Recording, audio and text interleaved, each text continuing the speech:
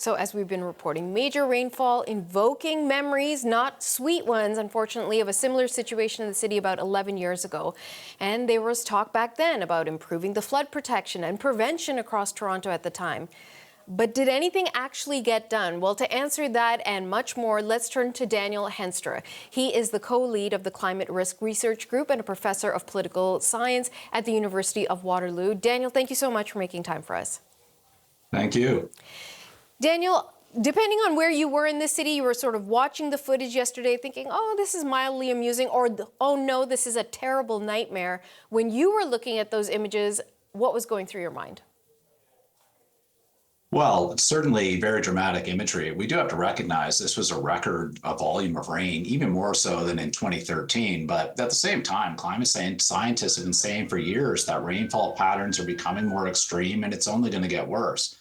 Though we get the same volume of rain in a season, it's more likely to come in these short, intense bursts that causes this kind of flash flooding. And as some of the reporters have already mentioned, old infrastructure is also a factor. Stormwater drains and pipes weren't designed to handle this volume of rain, so it's inevitable they're going to be overwhelmed in these conditions. So if we went through this in 2013 or something like it, did the city actually learn anything or do anything about it? I think there was a lot of review of what had happened and lesson drawing, and Toronto actually has a very detailed asset management plan to replace and expand pipes and catch basins, but it can only afford to do a portion of that work every year. The local governments, as you know, have very tight budgets and hundreds of demands on their economic means. And so they can't handle much more than a few of these projects in a year. It's also very disruptive to rip up streets, and you've probably experienced construction all around the city, so it has to be done in portions. The other thing is, ultimately, residents are going to have to contribute just somewhat to the cost. Many other cities have implemented a stormwater charge that pays for the replacement and upgrading of infrastructure, but Toronto's been unsuccessful in this effort. Even though the cost per household is minuscule, some local politicians have doomed this stormwater fee by calling it a rain tax and other kinds of ploys to get votes. Daniel, in the end, does it just come down to money? If there was enough money, we could fix this problem? Money is a big factor, but part of the problem is that there's a responsibility for homeowners themselves. The city has an extensive program to support homeowners in preventing basement flooding with subsidies for things like backwater valves and sump pumps, but the uptake is low. I mean, there's a lot of psychological reasons for this. People's memories of these events are short. The work is disruptive. Ripping up your basement is not an attractive prospect. Often you have to pay for the work ahead of time and then be reimbursed later. So it's really difficult to get this, in many cases, to get this money out the door. But I think in a lot of instances, people would not even be aware of the type of subsidies that you're referencing or the types of programs. So if someone in and around the Greater Toronto area wanted something like that, what did they do?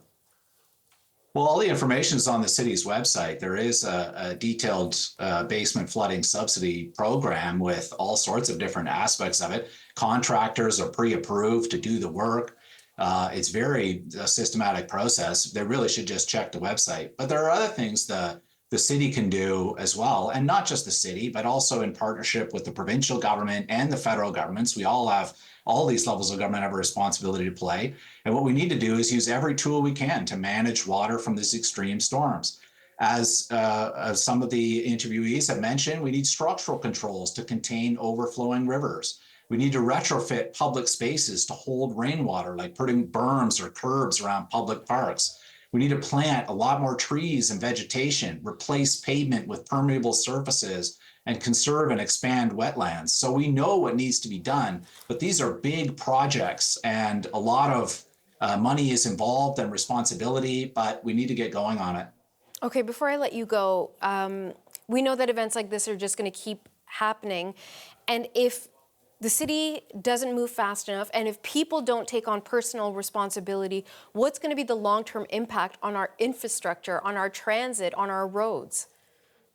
All these events have enormous economic costs, lost productivity, physical damage to infrastructure, and all those costs are ultimately going to be paid by taxpayers. one way or another. And so we have to recognize that there are costs associated with adapting to climate change. And these are a lot of factors that are outside our control, but we need to be ready for these impacts when they happen. Okay, Daniel Henstra, thank you so much for your time. Thank you.